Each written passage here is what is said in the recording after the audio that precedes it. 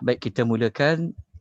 Assalamualaikum warahmatullahi wabarakatuh. Alhamdulillahi rabbil alamin. Wassalatu wassalamu ala asyrafil anbiya'i wal mursalin wa ala alihi wa sahbihi ajma'in, amma ba'. Tuan-tuan, muslimin dan muslimat, rahimani wa rahimakumullah. Alhamdulillah, pada malam ini bertemu kita sekali lagi di talian Zoom ini, ataupun ada yang melihat di page Akademi Tadabbur Malaysia. Syukur kita kepada Allah Subhanahu Wa Taala, kita telah melalui 20 siri, 20 sinopsis juzuk, dan pada malam ini kita akan masuk kepada malam yang ke-21, juzuk yang ke-21. Semoga Allah Subhanahu Wa Taala memberikan keberkatan, Allah melapangkan dada kita, Allah mempermudahkan urusan kita pada malam ini. Semoga usaha kita ini dinilai oleh Allah sebagai amal soleh. Jadi kita mulakan dengan melihat apakah surah yang berada pada juzuk yang ke-21. Tuan-tuan dan puan, kita lihat di depan skrin Zoom tuan-tuan dan puan, atau sesiapa yang ada memperolehi nota, tuan-tuan mungkin boleh rujuk kepada nota, ataupun sesiapa yang ada Quran terjemahan boleh siap-siap ambil Quran terjemahan. Kita lihat surah yang membentuk juzuk 21 ni ada 5 surah. Masya Allah. Sebelum ni kita jumpa ada 2 surah. Paling tinggi pun kita jumpa 3 surah. Tetapi bermula juzuk 21 ni surah dia banyak. Sebab juzuk yang ke-20 naik ke-21 ni dia semua juzuk yang ayatnya pendek-pendek. Ayatnya pendek-pendek, tetapi banyak, tapi dia terletak pada juzuk yang pada juzuk-juzuk yang yang sama. Contohnya pada malam ini kita akan menyambung surah Al-Ankabut. Kalau kita tengok gambar yang warna kuning tu, itu maksudnya surah yang kita akan bicarakan. Jadi surah Al-Ankabut, sebahagian daripada surah Al-Ankabut itu telah pun kita bincangkan pada juzuk yang ke-21. Kemudian malam ni kita akan belajar surah Ar-Rum, habis surah Ar-Rum, habis surah Luqman, keseluruhan surah Sajadah, dan kita masuk sebahagian daripada surah Al-Ahzab. Jadi kita pergi kepada surah Al-Ankabut. Baik, surah Al-Ankabut, tujuan surah Al-Ankabut kena rujuk semula juzuk yang ke-20 tentang surah Al-Ankabut. Surah Al-Ankabut, tujuan surahnya adalah Allah Subhanahu Wa Taala nak membimbing kita. Allah Taala nak latih kita supaya kita ini teguh imannya, kuat sabarnya jika kita menghadapi segala ujian-ujian dalam hidup. Kalau waktu ayat ni turun kepada Rasulullah sallallahu alaihi wasallam, ya, Rasulullah tu kita sedia maklum banyak ujian dia. Para sahabat pun banyak ujiannya. Jadi surah Al-Ankabut ini surah yang memberikan panduan bagaimana nak menghadapi ujian-ujian, terutama daripada pihak-pihak yang bermusuh dengan Islam, yang menentang Islam. Walau bagaimanapun iman perlulah kuat. Jadi pada ayat 46 dan 69 ni, kita terus pergi kepada sinopsis ayatnya, yang mana ayat nombor 56 sehingga ayat nombor 60. Kalau kita tengok pada kumpulan ayat 56 hingga 60 ini, tertulis dekat situ peringatan semula. Peringatan semula ni maksud dia Allah Ta'ala mengulang lagi. Allah Ta'ala dia, kalau kita belajar teknik Al-Quran, begitulah. Lepas Allah sebut satu isu, dia pindah kepada satu isu yang lain, lepas tu dia akan bawa semula isu yang pertama tadi. Jadi macam itulah Al-Quranul Karim. Tetapi walaupun dia berulang, tetapi dia ada perbezaan. Jadi pada ayat 56 hingga 60 ini Allah Ta'ala mengingatkan lagi. Allah memberikan peringatan kepada orang yang beriman terhadap ujian daripada pihak yang batil, daripada pihak-pihak yang menentang Islam. Jadi kita tengok dulu satu contoh ayat. Pada ayat 56 hingga 60 ni, kita tengok satu contoh ayat. Ya, kita tengok satu contoh ayat, kita ambil ayat nombor 56. Kalau kita lihat ayat nombor 56, Allah Subhanahu wa taala berfirman, A'udzubillahi minasyaitonir rajim. Ya ibadiyalladzina amanu. Wahai hamba-hambaku yang beriman.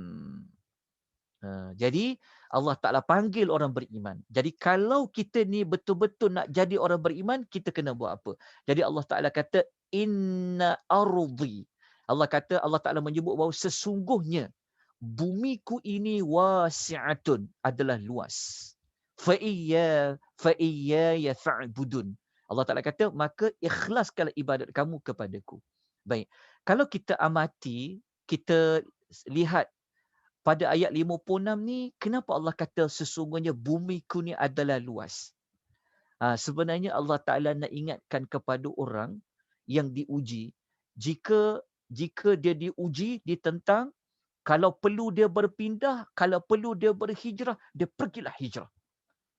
Daripada dia duduk di situ, yang menyebabkan nanti iman dia akan goncang, imannya akan hilang, maka Allah Ta'ala kata apa? Bumiku ini adalah luas. Jadi Allah mengingatkan kepada orang yang beriman tentang syurga iman itu. Kalau kamu perlu berpindah, pergi ke tempat yang lain demi jaga iman, silakan, kata Allah. Kerana bumi itu adalah luas. Jadi ini adalah contoh dekat kumpulan ayat 56 hingga 60.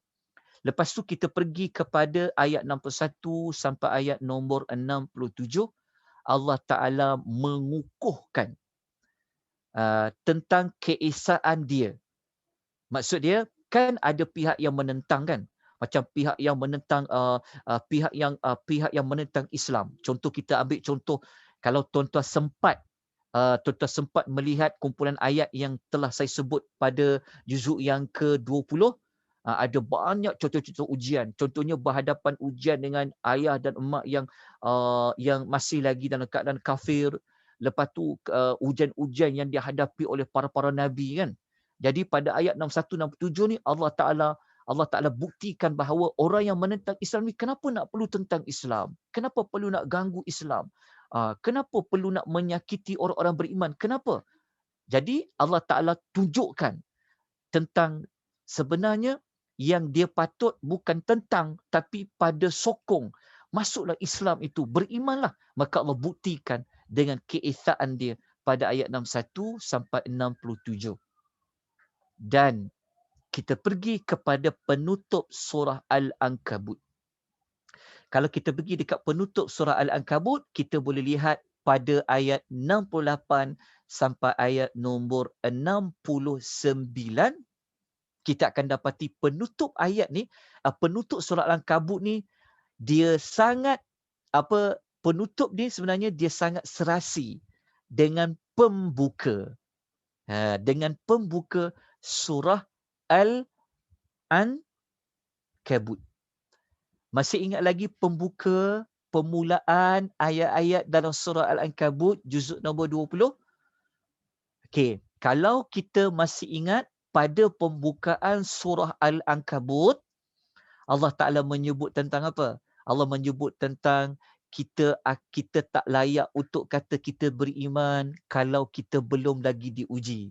Lepas tu kita belajar pada pembukaan surah Al-Ankabut pada juzuk 20 dulu. Kan?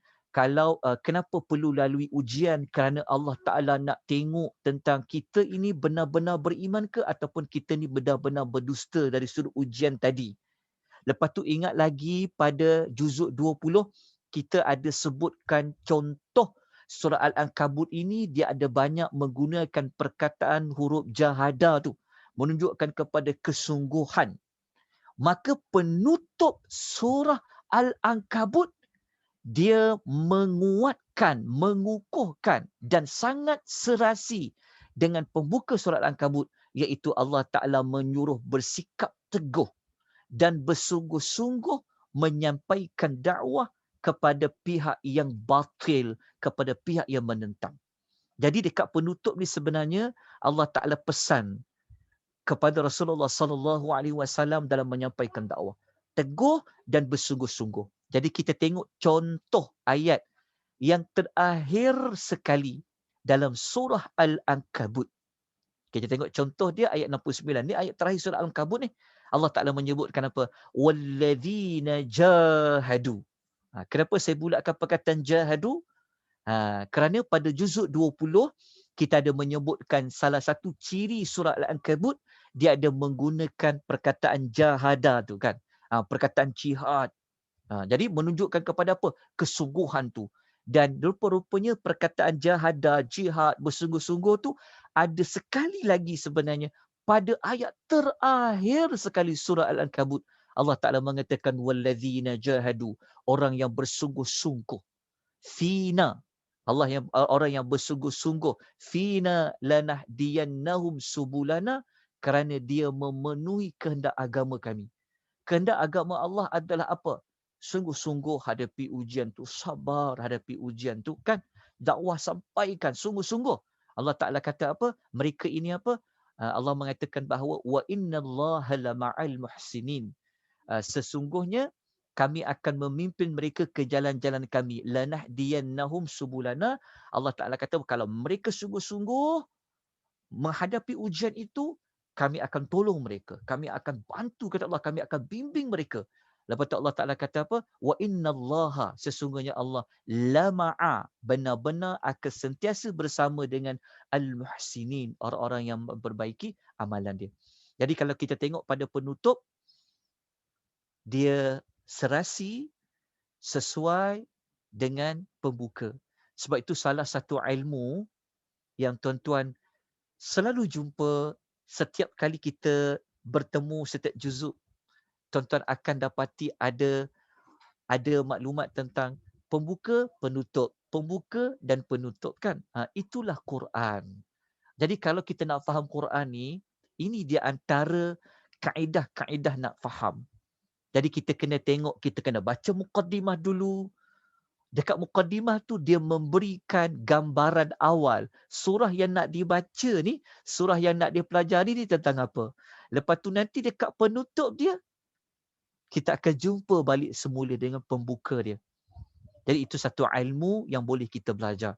Seperti mana kita dapat contoh surah Al-Ankabut. Okay, kita terus kepada surah Ar-Rum. 60 ayat. Tapi kita tidak bincang ke 60 ayat. Tetapi dekat sinopsis 30 juzuk ini, yang paling utama, kita kena tahu tentang 60 ayat surah Ar-Rum ini. Tujuan dia apa? Maka kita lihat kepada tujuan surah Ar-Rum terlebih dahulu. Okay, surah Ar-Rum, tujuan surah Ar-Rum 60 ayat tadi, sebenarnya adalah untuk menjelaskan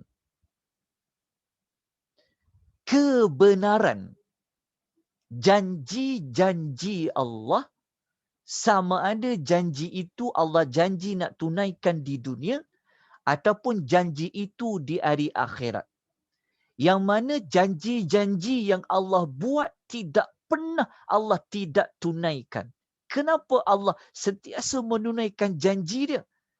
Kerana Allah memiliki segala sesuatu.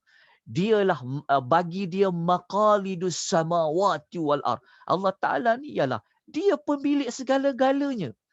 Maka dia senanglah nak tunaikan janji. Allah Ta'ala tidak pernah memungkiri janji dia. Jadi surah Rum ni, inilah tujuan surah dia. Jadi untuk kita nampak lagi dengan lebih jelas tentang surah ini kan, tentang tujuan surah ini, baik, seperti biasa, kena tengok apa? Kena rujuk apa? Kena baca muqaddimah dia. Tengok pendahuluan surah Ar-Rum. Allah kata apa? Okay. Waktu kita baca pada pembuka surah Ar-Rum, kita boleh letak ayat, kumpulan ayat 1 sampai 7. Baik, kalau tuan-tuan nak rujuk pembuka surah, dia tidak mestinya hanya satu ayat. Tak. Dia kadang 2 ayat, kadang 3 ayat, kadang 7 ayat, kadang 6 ayat. Dia dekat pembukaan. Dekat pembukaan surah tu, macam surah Ar-Rum, kita akan jumpa ayat 1 sampai 7 ni, sebenarnya ayat 1 sampai 7 ni dia punya kesimpulan dia, Allah nak kata dia janji, yang janji tu dia akan buat. Pasti akan terlaksana.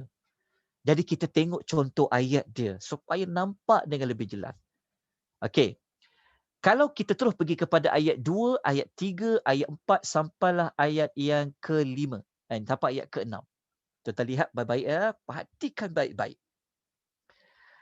Ayat yang kedua, Allah Ta'ala bagi tahu kepada Rasulullah dan kepada orang Islam ketika itu dan orang Arab musyrikin pun tahu bahawasanya Allah Ta'ala kata ghulibatur Rum. Allah kata orang Rum telah kalah. Telah kalah macam mana? Fi adnal ardi wa hum min ba'di ghalabihim sayaghlibun. Di negeri yang paling dekat sekali. Ya, mereka kalah lawan siapa? Lawan Parsi lah. Kan negeri dekat dengan Rum, mereka kalah dengan Parsi. Lepas tu Allah Ta'ala kata apa? Allah Ta'ala kata apa? Mereka menewaskan lawan mereka. Maksudnya Allah Ta'ala kata apa? Orang Rum telah kalah. Okey. Tetapi Allah Ta'ala kata apa? Rum ni pula akan menewaskan balik kumpulan yang kalahkan dia tadi tu setelah kekalahan itu. Belum jadi lagi ni. Rom nak menang belum jadi lagi. Kalah. Kalah tu ia. Tapi Allah kata lepas dia kalah tu nanti, dia akan menang balik. Dia kata, Allah kata dia akan menang. Cuma Allah Ta'ala tidak beritahu bila. Allah Ta'ala memberikan gambaran dia, fi bid'i sinina. Dalam beberapa tahun lagi. Ini dia panggil apa? Ini dia panggil mu'jizat tarikh. Dia panggil mu'jizat sejarah.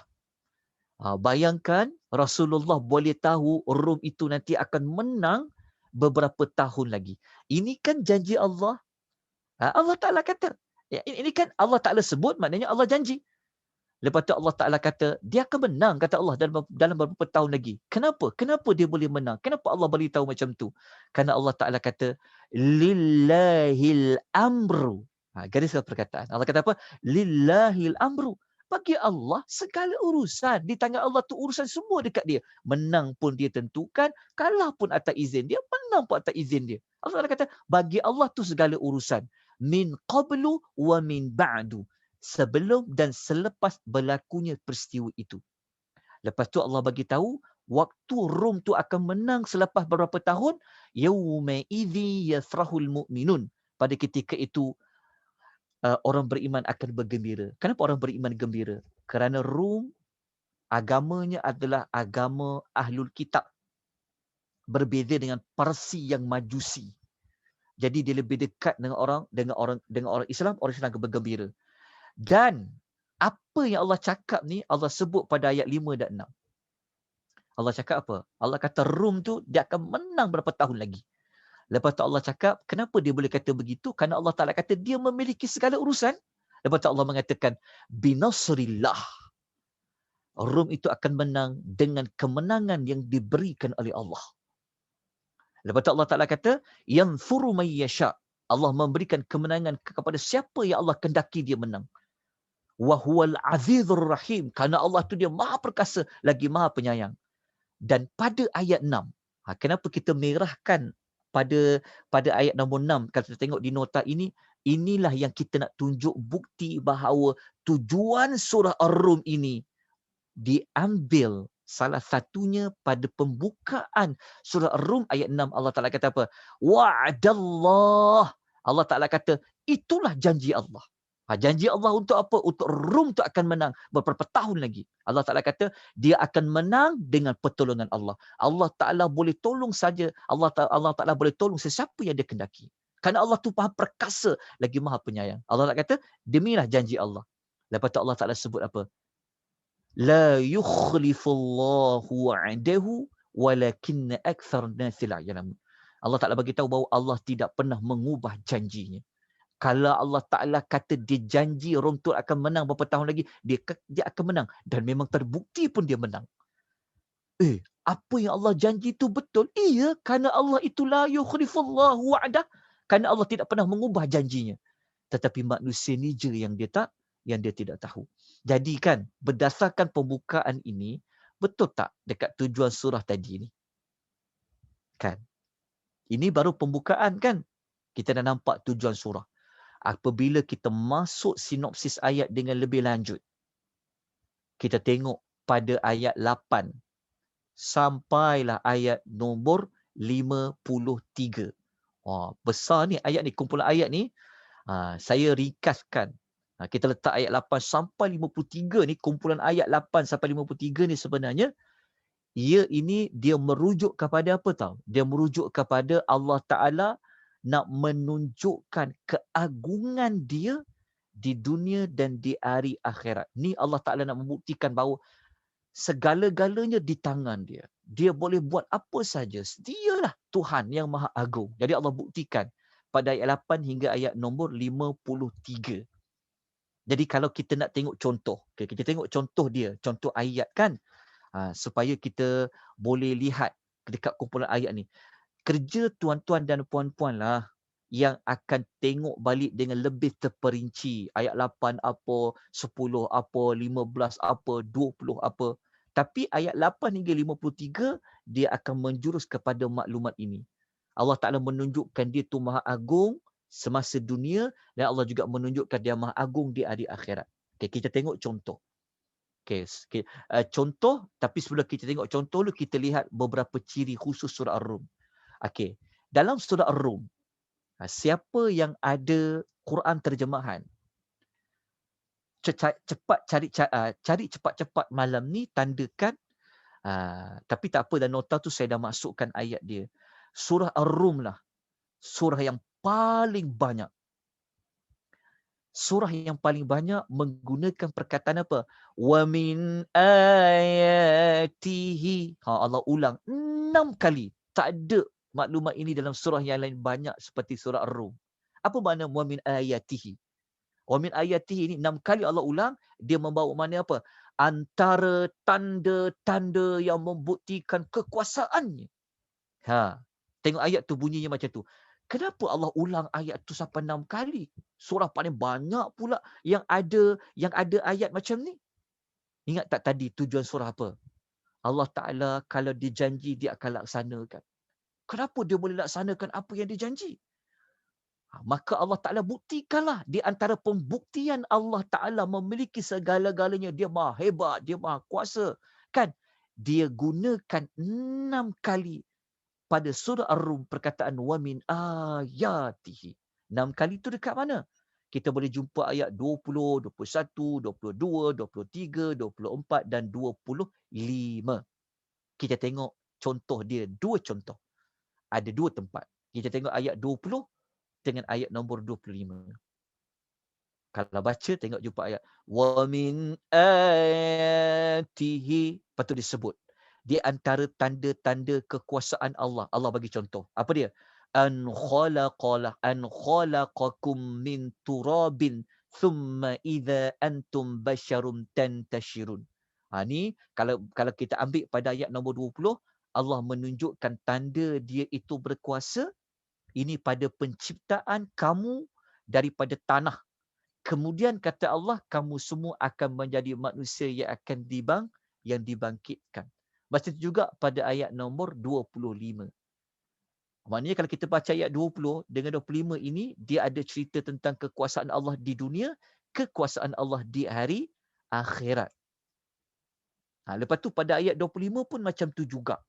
Kalau kita baca ayat nombor 25 tu, Allah sebut, وَمِنْ آيَاتِهِ أَنْ تَقُومَ السَّمَاءُ وَالْأَرْضُ بِأَمْرِهِ. Di antara tanda membuktikan kekuasaan Allah adalah tegaknya langit ni dan tegaknya bumi ini dengan perintah Allah. Kan? Bumi kan kita belajar bumi bentuknya macam mana, gravitinya macam mana. Tapi semuanya boleh duduk diam. Kan? Boleh kita boleh hidup dengan tenang. Kenapa? Kerana ada Allah. Urusan Allah. Lepas tu hujung tu Allah Ta'ala kata summa idza da'akum da'watan minal ardi idza antum takhrujun. Lepas tu Allah kata akhirnya nanti Allah Ta'ala akan menyeru kamu dengan satu seruan. Satu seruan tu apa? Untuk hidupkan manusia, bangun daripada kubur, daripada bumi. Lepas tu kamu akan keluar dengan tidak semena-mena. Ini cerita pasal dunia dan akhirat. Tapi kita nak tunjukkan bukti pada tuan-tuan puan tentang ayat diulang 6 kali wa min ayatihi. Kenapa Allah diulang macam tu? Kerana Allah Ta'ala nak membuktikan bahawa apa yang Allah janji pasti akan terlaksana. Kenapa dia boleh laksanakan semua dia janji? Kerana dia memiliki segala-galanya. Dia maha hebat, dia maha agung. Bukti, Allah gunakan wa min ayatihi sebanyak 6 kali dalam surah Ar-Rum. Baik, kita pergi satu lagi.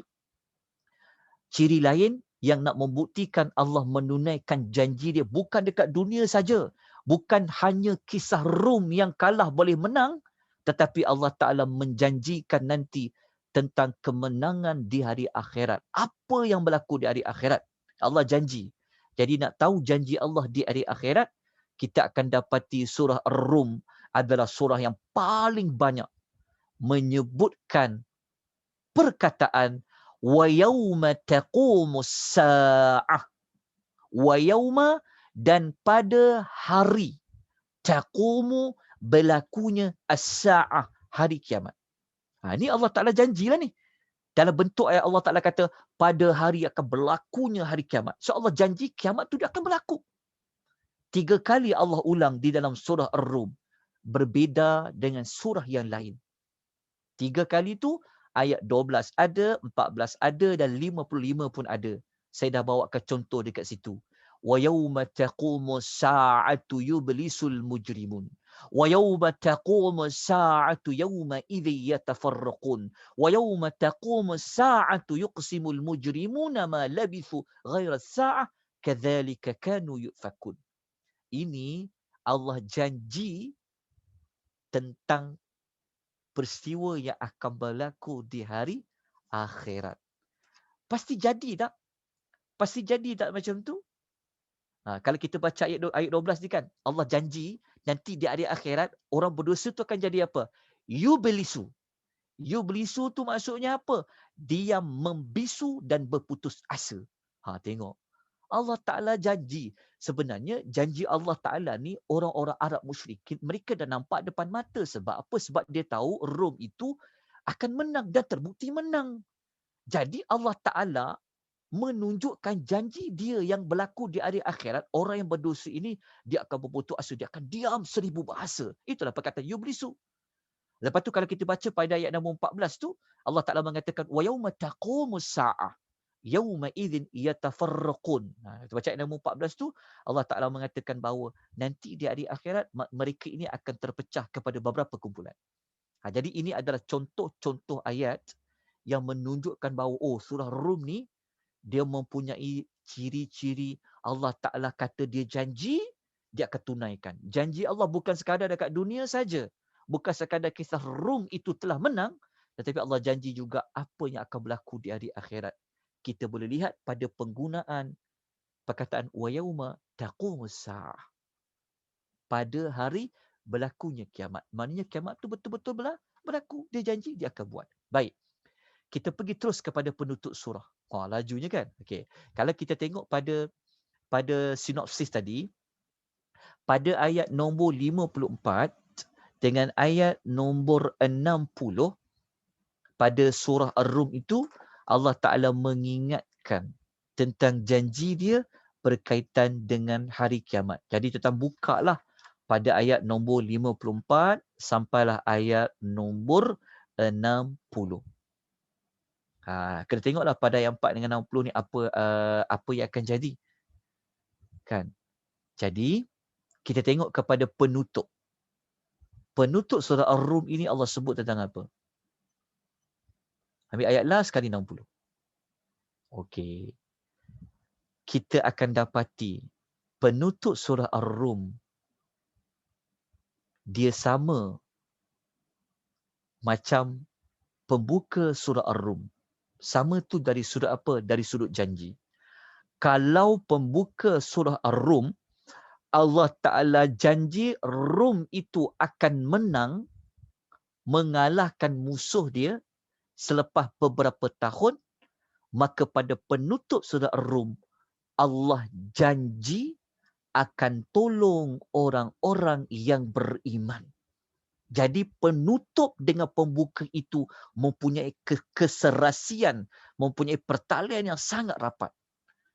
Jadi itulah keluarnya tujuan surah tadi. Jadi kita tengok contoh ayat 60 Tengok ayat nombor 60 surah Rum. Allah Taala mengatakan fasbir inna wa'dallahi haqq. Saya merahkan tulisan ini kerana nak menunjukkan bahawa inilah janji Allah. Allah Taala kata kepada Nabi Muhammad. Allah Taala pesan pada Muhammad sallallahu alaihi wasallam, sabar ya Muhammad, bersabarlah kata Allah. Inna wa'dallahi haqq. Sesungguhnya janji Allah itu adalah benar. Tengok. Penutup surah Ar-Rum, Allah menyebut janji dia itu benar. Lepas tu Allah Ta'ala kata, وَلَا يَسْتَخِفَّنَّكَ الَّذِينَ لَا يُقِنُونَ. Allah Ta'ala kata apa? Janganlah orang yang tidak meyakini dengan apa yang engkau sampaikan itu menjadikan engkau merasa gelisah. Jadi Allah Ta'ala kata, tak apa. Orang yang tak yakin dengan apa yang kau sampaikan, kata Allah, janganlah pula engkau menjadi resah, engkau menjadi gelisah, kata Allah. Tapi Allah pesan apa? Sesungguhnya janji Allah itu adalah benar. Maka yang terbukti benar apabila dikaitkan dengan kisah Rum. Jadi kalau tengok pada pembuka dan penutup, maka surah Ar-Rum tu apa? Inilah dia punya tujuan surah dia. Jelas ya? Jadi kalau kita baca 60 ayat, kita baca pada tujuan pun, kita dah dapati ayatnya Masya Allah. Kan faham kita surah Ar-Rum kan? Fahamlah kita surah Ar-Rum. Sedikit sebanyak lah, tapi taklah sama macam kita baca satu ayat. Tapi kita belajar sinopsis, moga-moga kita dapat membantu kita faham. Dekat Al-Ankabut, Allah cerita tentang ujian, teguh iman. Sampai dekat Ar-Rum pula, tema dia janji Allah. Macam tu. Okay. Kita terus pergi kepada surah yang lain. Ada surah lagi ni. Okay, kita pergi terus kepada surah Luqman. Surah Luqman ni, orang selalu sebut tentang apa? Pesanan Luqman kan. Tapi sebenarnya iyalah, Luqman tu berpesan. Orang ramai melihat angle surah Luqman, kalau nak jadi bapa yang bagus, orang melihat surah Luqman pada sudut angle parenting. Betul, memang tepat parenting tu. Tapi jangan terlupa ada maklumat yang lebih penting. Macam mana Luqman tu dia boleh dapat hikmah? Itu isu dia. Kalau bukan kerana Allah tak beri hikmah kepada Luqman, tentu cerita Luqman ni tak ada. Tapi kenapa? Jadi kita lihat. Mari kita belajar sinopsis surah Luqman 34 ayat. Kalau saya ada tersilap menulis nombor surah ke, nombor ayat, bilangan ayat, tolong tegur ya. Kerana kita manusia biasa tak terlepas daripada salah dan silap. Okay, kita tengok surah Luqman 34 ayat. Jadi kita tengok dulu tujuan surah Luqman. Tujuan surah Luqman sebenarnya okey. Mungkin tuan-tuan ada yang baru dengar tujuan surah dia macam ni. Sebab kalau kita tengok surah Luqman kan dia pergi kepada parenting. Tapi kalau kita kumpul keseluruhan surah Luqman 34 ayat, objektif surah dia sebenarnya Allah Ta'ala nak jelas kepada kita. Allah Ta'ala nak terangkan kepada kita macam mana kita nak dapat hikmah Allah dan apakah perkara-perkara yang boleh menghalang kita daripada mendapat hikmah Allah. Hikmah Allah ni besar tak? Hikmah Allah ni, dia lebih hebat daripada pandai. Kalau kita nak jadi pandai kan? Kan pandai dari Allah. Allah beri kita pandai. Tak, dia lebih lagi daripada pandai. Kalau dalam bahasa kita ni, kalau kita kata macam istilah cerdas kan? Lebih lagi daripada cerdik. Tapi dia lebih pada cerdas lagi. Kalau siapa dapat hikmah yang Allah beri, dia berjaya dunia akhirat. Jadi surah Luqman adalah surah yang memberikan kita petua, yang memberikan kita jalan. Macam mana kita nak dapat hikmah dari Allah? Dan apakah jalan-jalan yang halang kita dapat hikmah dari Allah? Jadi kita lihat, nak tahu dia punya maklumat ini, seperti biasa, kena tengok apa? Muqaddimah dulu. Tengok muqaddimah. Okey, tapi sebelum tu, Sebelum saya tertinggal, kenapa kita perlu cari hikmah dari Allah? Okey, kita baca. Ini ayat lain ya. Ini ayat ni, Allahu Akbar. Saya terlupa pula. Ayat ni dia surah apa ni? Ayat nombor 269 ni dia 269 ni tuan-tuan ya, dia bukan surah Luqman. Okey, jap ya. Saya tengok. Yu'til yuktil hikmata. Okey, saya tengok sekejap. Ayat 269 ni surah apa ya? Okey, tulis surah Al-Baqarah. Surah Baqarah. Ini surah Baqarah. Okey, kenapa kita nak ambil surah Baqarah ni? Okey, kita nak buktikan. Kenapa? Sebab kita kan ujar surah Luqman kan? Jadi surah Luqman ni, dia berikan kita jalan. Macam mana dapat hikmah Allah? Dan apa penghalang-penghalang, faktor-faktor yang menghalang kita dapat daripada hikmah Allah? Lepas tu kalau orang tanya, kenapa nak dapat hikmah dari Allah? Ayat 269 memberikan jawapan. Allah Ta'ala mengatakan, yu'til hikmata man yasha. Allah memberikan hikmah kepada siapa yang dia kehendaki. Maksudnya kita ni ada peluang dah dapat hikmah. Betul. Dan salah seorang manusia yang pernah dapat hikmah dalam surah Luqman, Luqman lah. Betul orang panggil Luqmanul Hakim, Luqmanul Hakim. Hakim tu bukan nama dia. Nama dia Luqman. Tapi kenapa orang kata Luqmanul Hakim, Luqmanul Hakim? Luqmanul Hakim, Hakim tu merujuk kepada Luqman. Dia telah dapat hikmah yang Allah beri.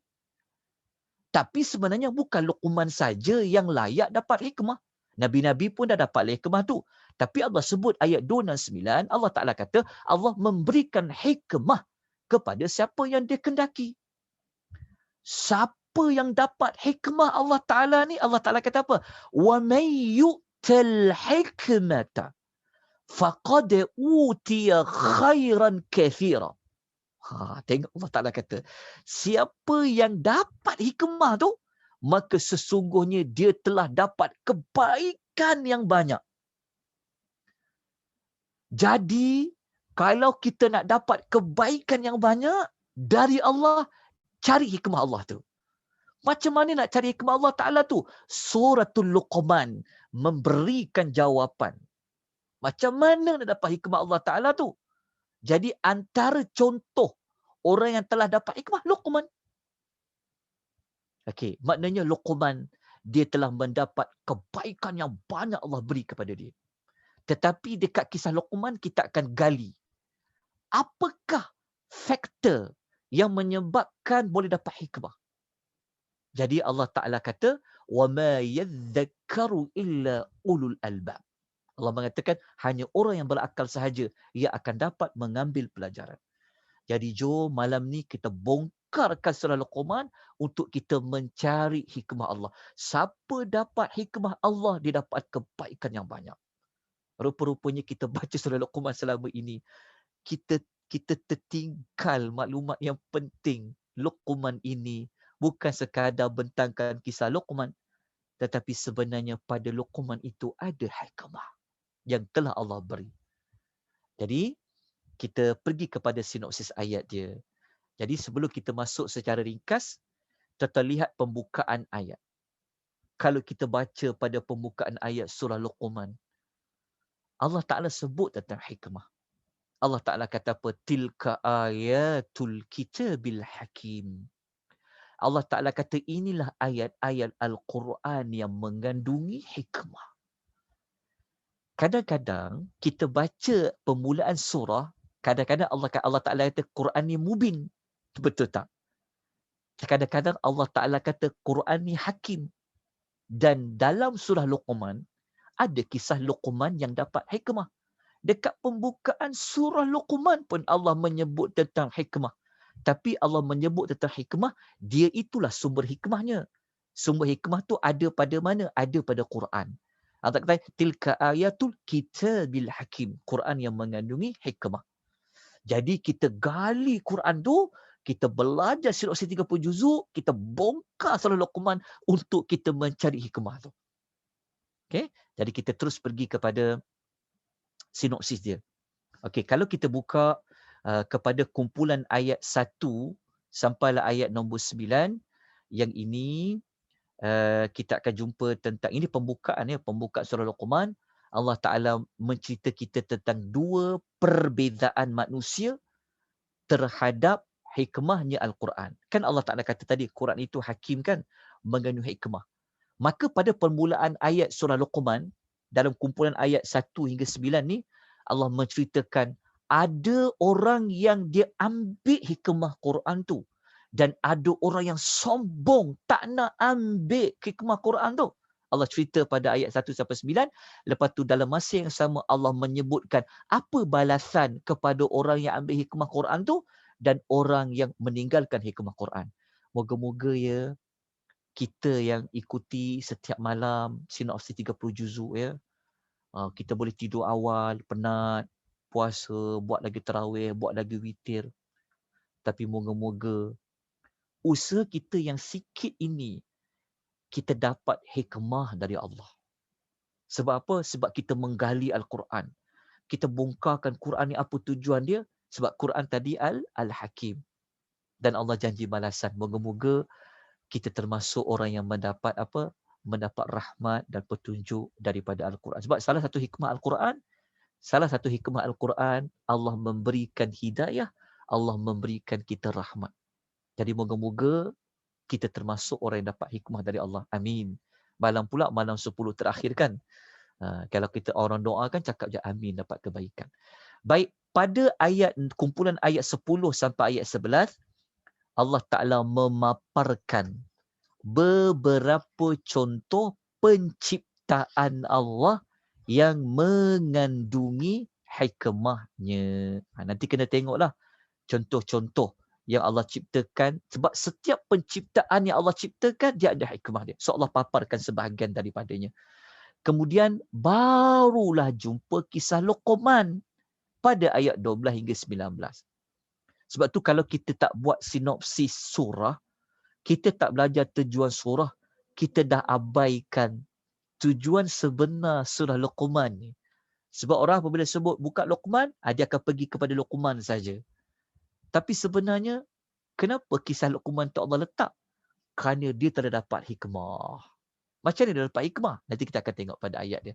Jadi pada ayat 12 sampai 19, Allah Ta'ala menceritakan tentang pesanan hikmah dari Luqman kepada anaknya. So saya kena cepatkan sikit. Ataupun tak apalah, malam ni mungkin saya akan lewatkan sikit sampai 11.30. Boleh tuan-puan ya? Kan, besok nak sekolah kan, anak-anak ini tak apa. Kita dah masuk malam-malam Ramadan ni, masa penghujung Ramadan ni, moga-moga mana tahu rezeki kita malam ni malam Lailatul Qadar. Kan kita tak tahu. Sebab dia berada pada 10 malam terakhir pada malam ganjil. Okey, kita boleh tengok kisah Luqman. Waktu kita buka kisah Luqman, saya tak bongkar, kita tak sebutlah semua perkara. Tapi kita nak tengok contoh. Kalau kita buka pada ayat 12, kita jumpa tak perkataan hikmah. Luqman, Allah Ta'ala kata, وَلَقَدْ آتَيْنَا لُقْمَانَ الْحِكْمَةِ. Allah kata, sesungguhnya kami telah memberi kepada Luqman hikmah. Sebab tu Al-Hakim tu bukanlah nama dia, tetapi itu adalah hikmah yang Allah beri kepada dia. Nama dia Luqman. Tapi Allah telah beri kepadanya hikmah. Kita pun sebenarnya boleh dapat hikmah macam Luqman. Allah katakan tadi pada permulaan, pada surah, pada surah Al-Baqarah tadi. Okey. Lepas tu, okey, tak apalah, kisah Luqman dapat hikmah tu.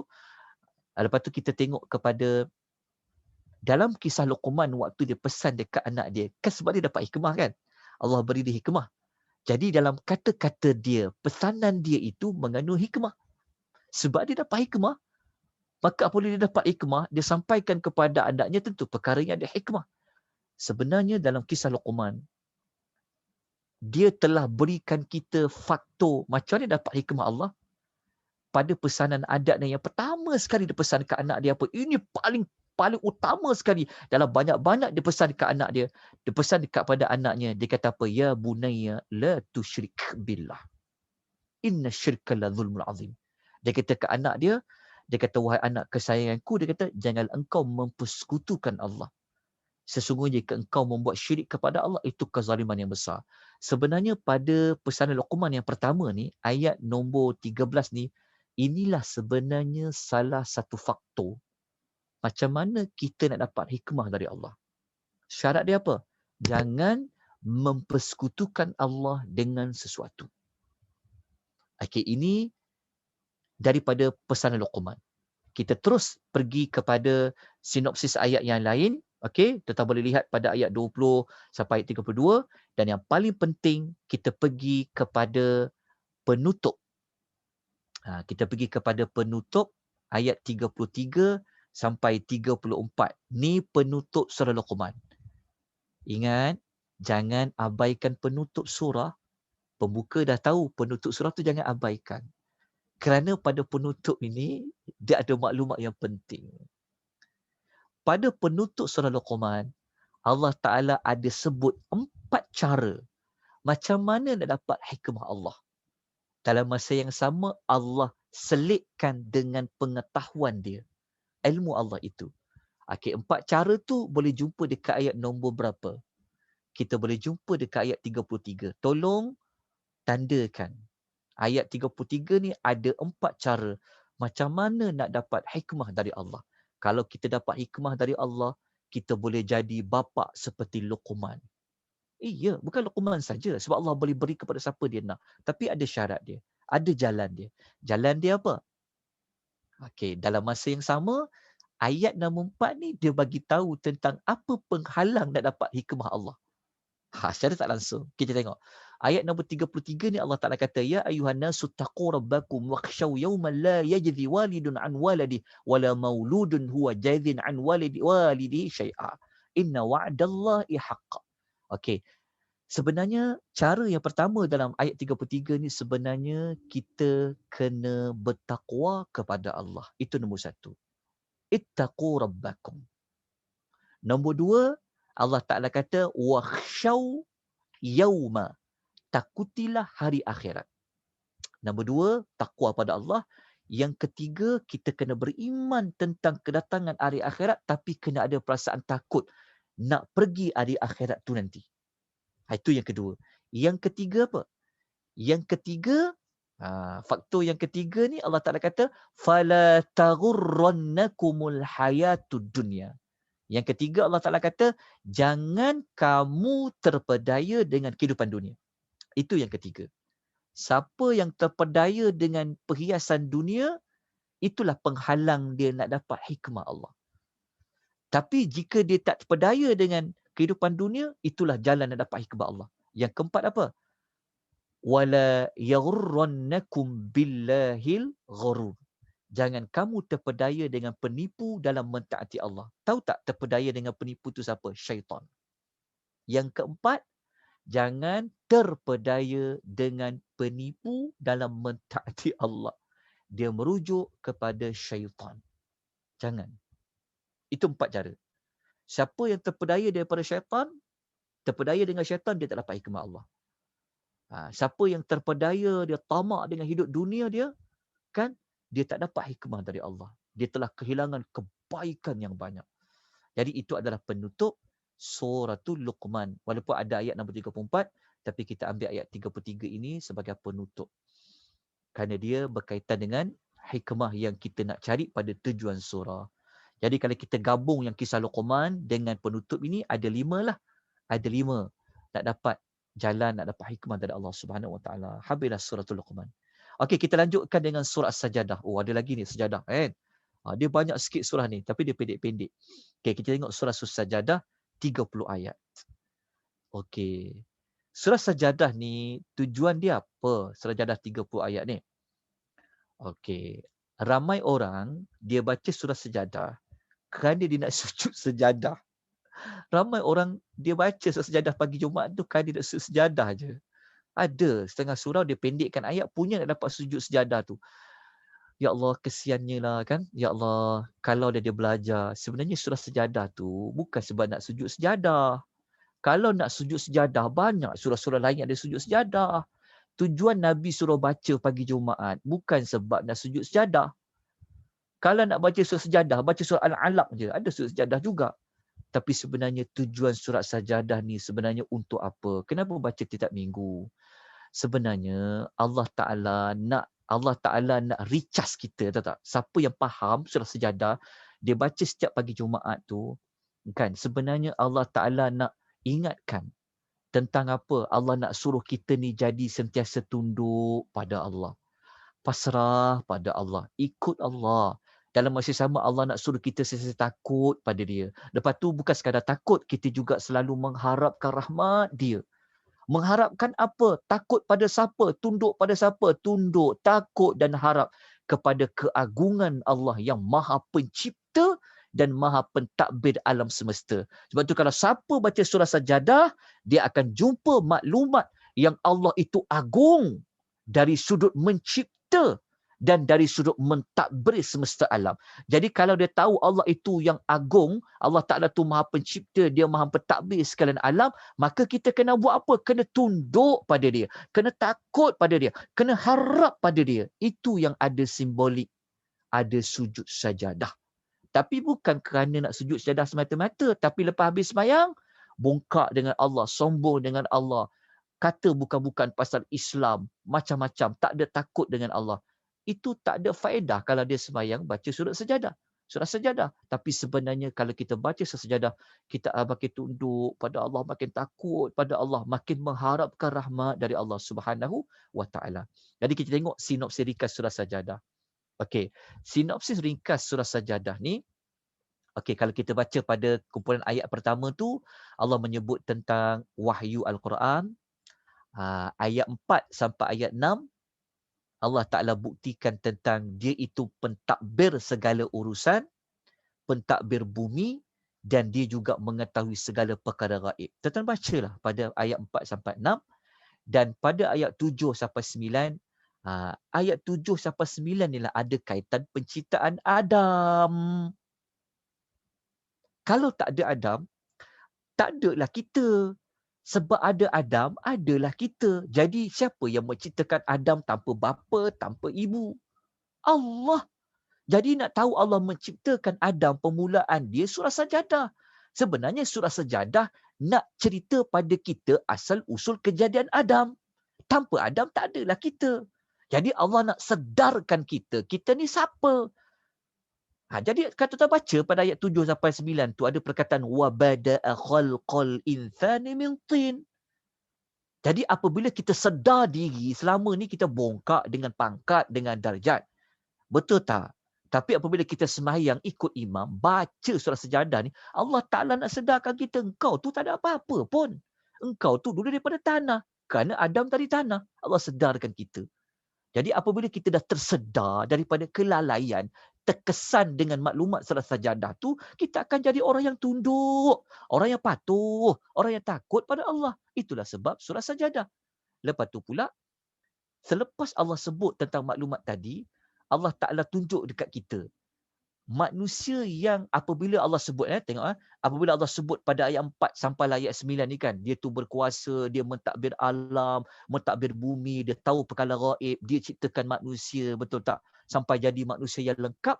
Allah Ta'ala cerita dalam surah Sajadah tu, manusia ni dia macam mana? Allah telah pecahkan kepada dua bahagian. Okey, pada ayat 10 dan 14 Allah Ta'ala cerita ada manusia yang dia masih lagi sombong diri dia. Tapi pada ayat 15 dan 16 Allah Ta'ala cerita ada satu manusia yang dia tunduk. Inilah yang ada orang sujud sejadah tu. Ya, orang sujud sejadah pada ayat nombor berapa sujud sejadah tu? Kan pada ayat nombor apa? Pada ayat nombor 15 kan? Sebab tu kalau kita faham sejadah, ayat 15 ni Allah nak cerita yang pihak satu lagi. Kalau pihak satu lagi ayat 10 sampai ayat nombor 14 adalah orang yang tak mau tunduk kepada Allah ketika di dunia ni. Yang menyebabkan di hari akhirat tu yang dia cakap, ya Allah kata ada orang tunduk kepala dia, masa tu baru nak mengaku Rabbana absarna wa sami'na.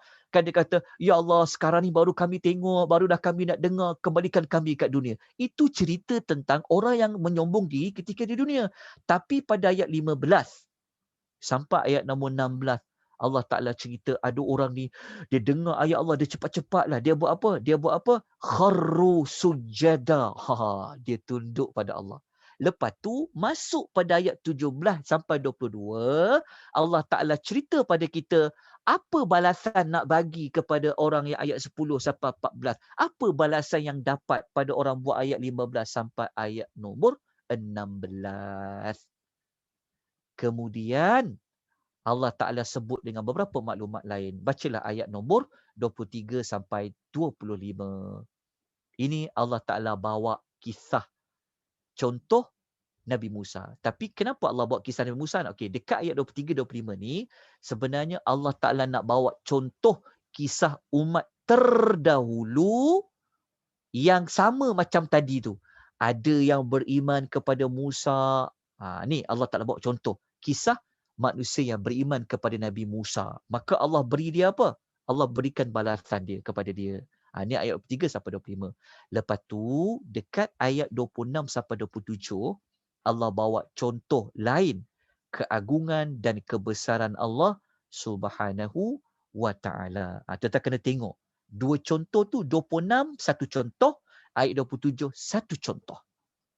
Nanti buka dekat surah As-Sajadah.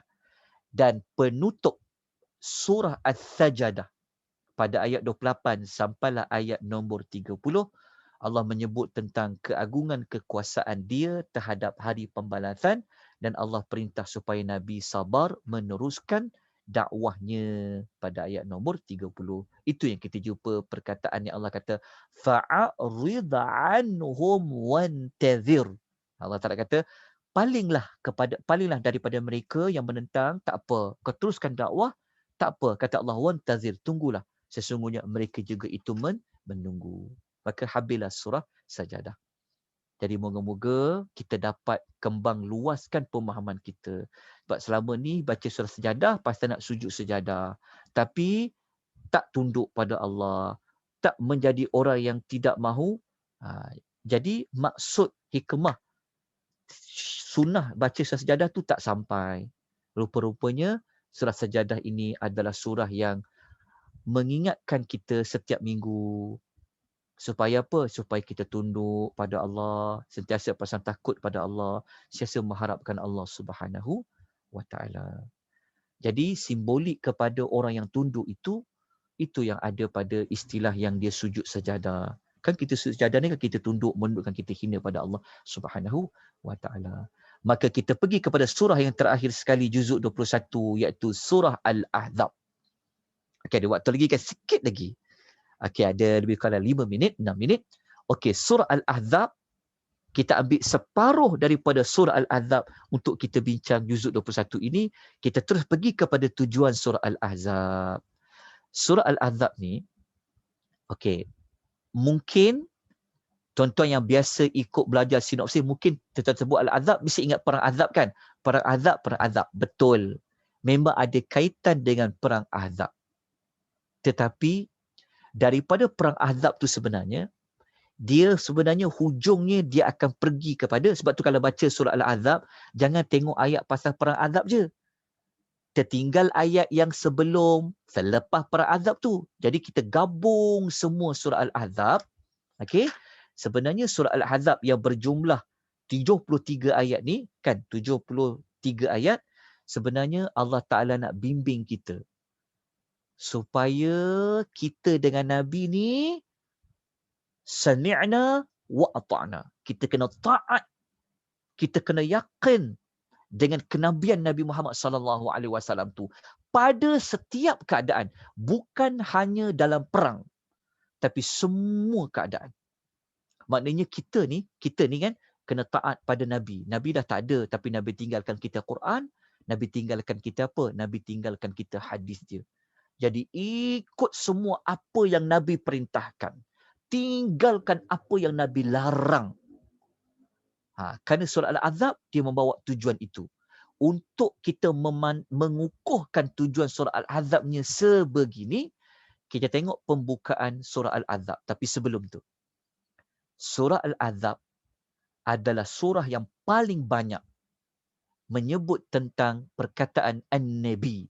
Nabi, Nabi, Nabi, Nabi. Semua perkataan An-Nabi dalam surah Al-Ahzab, dia merujuk kepada Nabi Muhammad sallallahu alaihi wasallam. Dalam nota tak ada kan? Saya minta tertulis. Kan nota tak ada kan Al-Ahzab. Saya buat nota tu, saya ada update baru. Okey, tengok. Dalam surah Al-Ahzab ada banyak diulang. Surah yang paling banyak sebut perkataan An-Nabi, An-Nabi, An-Nabi, Al-Ahzab. Berapa kali? 15 kali. Contohnya, boleh tengok dekat ayat ni. Cepat-cepat salin ayat je. Snap je. Ada telefon kan? Ayat berapa? 1, 6, 13, 28, 30, 32, 38, 45, 50, 50, ada 3, 53, ada 2 kali, 56 dan 59. Semua sekali ada 15 kali.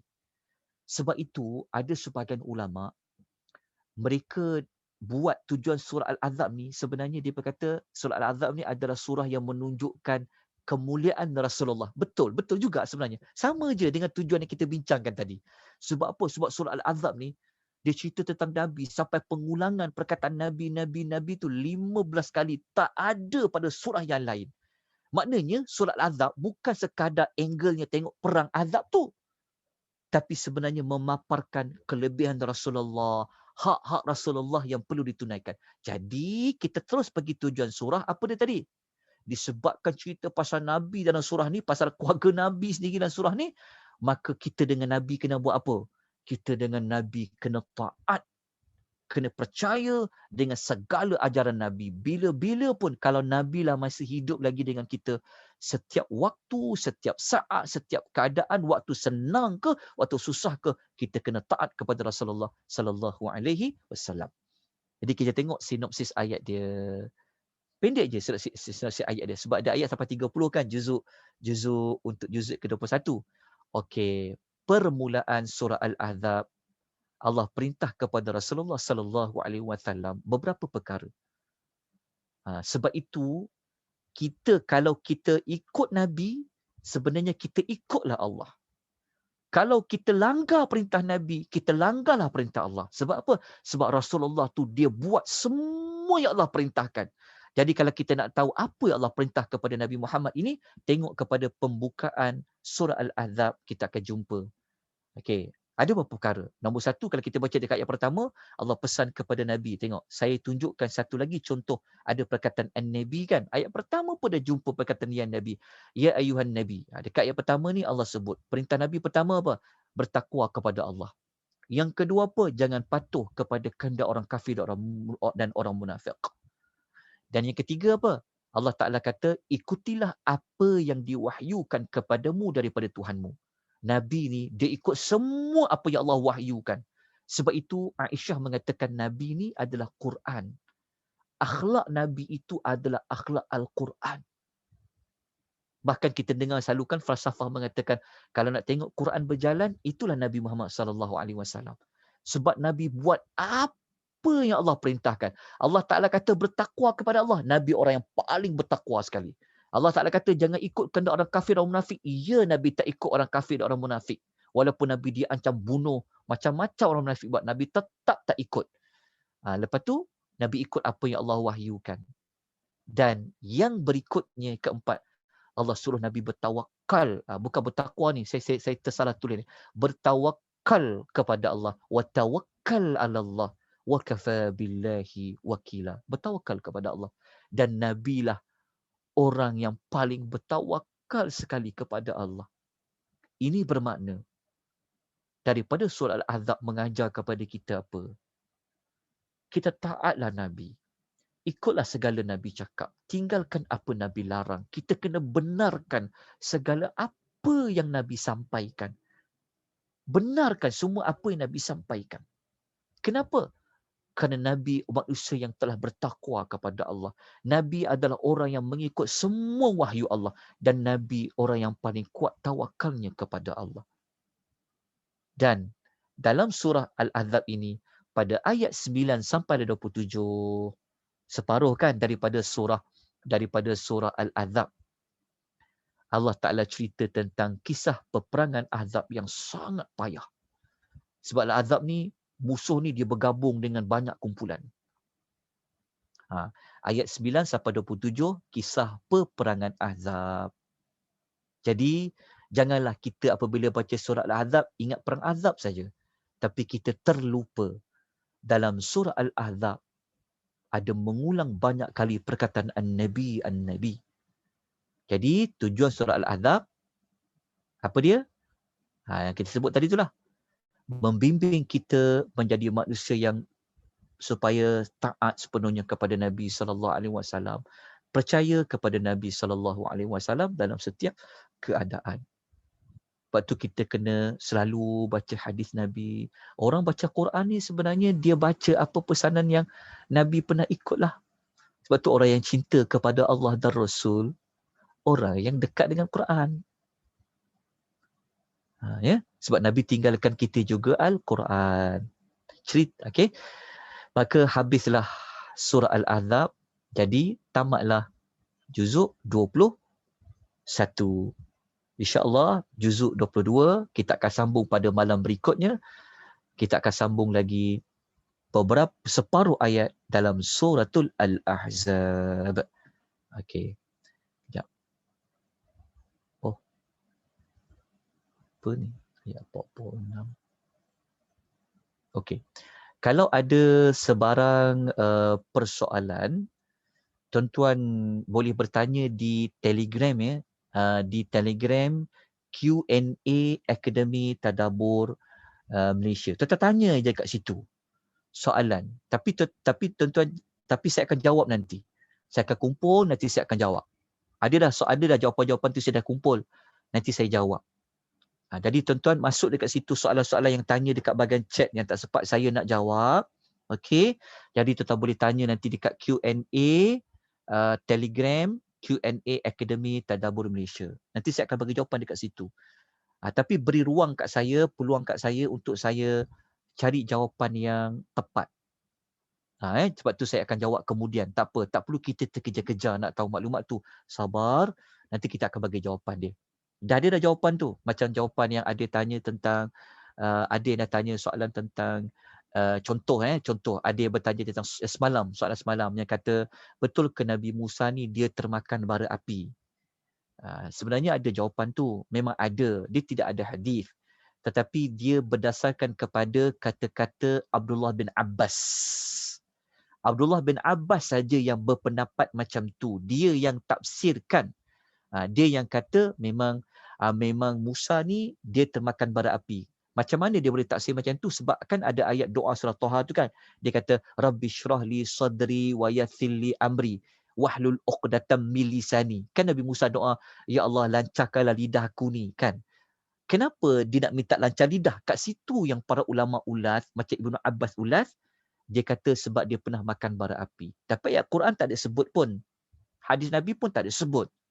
Tapi itu adalah kata-kata Abdullah bin Abbas yang dikategorikan sebagai mauquf.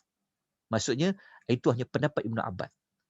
Tapi sebenarnya ada jawapan lain. Kenapa lidah Nabi Musa ni dia boleh jadi macam tak lancar? Lepas tu dia minta Allah lancarkan lidah dia. Sebenarnya bukan kerana dia makan bara api tu. Tapi dia ada kaitan yang tepat sebab Quran sebut. Quran tak sebutlah kenapa lidah dia, kenapa dia jadi tak lancar tu, tapi dia ada kaitan dengan dada dia. Dia kaitan sebenarnya dengan takut. Kita baca ada dalil ayat. Sebab kalau takut, macam kita takut kan, macam kan, kita kan selalu kadang-kadang kan orang yang tak berani bercakap secara public speaking kan. Orang yang takut bercakap secara terbuka, public speaking kan, untuk bercakap secara terbuka, sebenarnya bukan dia tak pandai cakap. Dia ada isi nak cakap. Tapi sebab dia takut menyebabkan mulutnya tak terkeluar. Itulah sebenarnya kaitan kenapa Musa dia minta lidah dia itu dilancarkan. Oleh Allah, dia kata wahlul 'uqdatam min lisani yafqahu qawli. Lepas tu kenapa dia minta Harun pula? Inilah yang jawapan yang saya akan berikan nanti dekat Q&A dekat Telegram tu. Sebab saya tengah kumpul, tapi tunggu pada jawapan dia sampai nanti insya-Allah. Ya, lepas tu kena semua maklum soalan tu nanti masuk dekat situ. Nanti saya akan berikan jawapan dengan dalil. Saya tak nak jawab kosong-kosong macam tu. Jadi saya akan sebut kalau pendapat satu kata apa dalil dia kata macam tu, pendapat kata bukan sebab dia makan bara api, macam mana dalil dia. Dekat situ yang kita nak bagi jawapan. Ya, tuan-tuan dan puan ya, harap bersabar dalam mencari jawapan dia. Jadi insya-Allah kita jumpa lagi pada esok malam, insya-Allah pada malam berikutnya untuk juzuk yang ke-22. Mohon maaf atas segala kekurangan, kelemahan, kesilapan. Jadi kalau ada sebarang penambahbaikan ya, maklumat tambahan nanti pun tak apa, nanti boleh nyatakan, boleh PM saya sendiri ke ataupun beritahu pada admin saya insya-Allah. Okey, ataupun nanti masukkan di Akademi Tadabbur Malaysia, mungkin boleh masuk dekat page nanti. Dekat bahagian komen ke, dekat bahagian mesej nanti sampaikan. InsyaAllah nanti kita akan sama-sama kita betulkan ya. Bukan semua saya sampai ni kadang-kadang semua betul, tak ya. Kita tak maksum. Banyak dan salah dan silap. Kita terdedah pada kesilapan tu benda yang biasa. Jadi kita tangguh dulu. Aku qouli hadza wa astaghfirullahal azim. Wa bila taufiq hidayah. Wassalamualaikum warahmatullahi wabarakatuh. Wal 'asr innal insana lafi khusr illa alladziina aamanu wa 'amilus shalihat wa tawassaw bil haqq wa tawassaw bis sabr. Selamat meneruskan qiyam Ramadan. Banyakkan lagi, gigihkan lagi beribadat di hujung Ramadan. Semoga kita semua bertemu dengan malam Al-Qadar yang lebih baik daripada 1000 bulan.